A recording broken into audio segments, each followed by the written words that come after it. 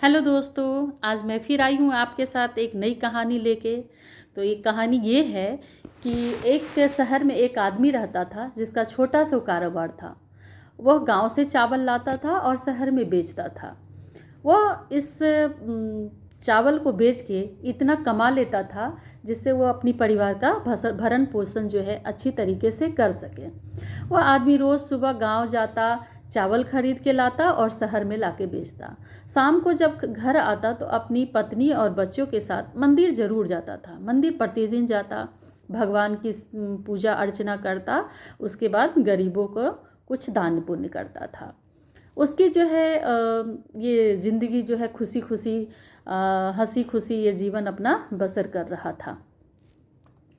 धीरे धीरे उसका व्यापार काफ़ी बड़ा हो जाता है और वो पहले से काफ़ी व्यस्त रहने लगता है। उसे कारोबार के सिलसिले में कई बार एक शहर से दूसरे शहर भी जाना पड़ता है।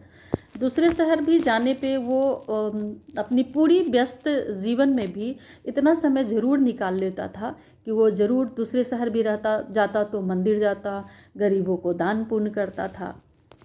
परंतु समय एक ऐसा करवट लिया कि उसकी दोस्ती कुछ ऐसे लोगों से हो गई जो है उसका जो पूरी तरह से मन को बदल दिया। ऐसे लोग जो नशे करते, जुआ खेलते, उसके साथ उसकी दोस्ती हो गई।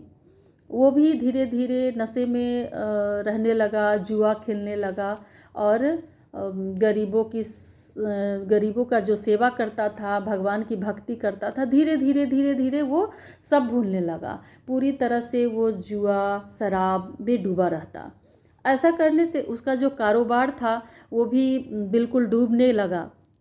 ऐसा स्थिति आ गई कि वो पूरी तरह से कर्ज में डूब गया। उसका कारोबार पूरी तरह से डूब गया, जिसके कारण अब ऐसे हो गए कि अपने घर को भी चलाना उसको मुश्किल हो रहा था। बेचारी उसकी जो पत्नी थी वो भी दुखी, निराश और हताश हो गई।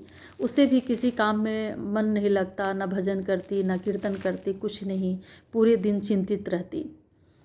तो वो जो अच्छे संगति के कारण भगवान की भक्ति और गरीबों का दान पुण्य करना वो सब खत्म हो गया था और संगति के कारण ये पूरी तरह से कर्ज में डूब गया।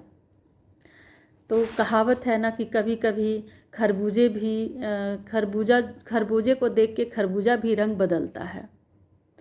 तो इसकी कहावत का अर्थ यही है कि संगत का असर हर किसी पे होता है, किसी पे ज़्यादा होता है और किसी पे कम होता है। इसीलिए हमारे बूढ़े बुजुर्ग जो थे वो कहते थे कि हमेशा अच्छी संगति में ही रहो। अच्छी संगति करोगे तो उसका अच्छा ही असर होगा। यानी अच्छे संगति की ही अनुशंसा हमेशा की गई है। तो ये कहानी आपको दोस्तों कैसी लगी हमें ज़रूर कमेंट करके बताइए। फिर हम मिलते हैं नई कहानी के साथ।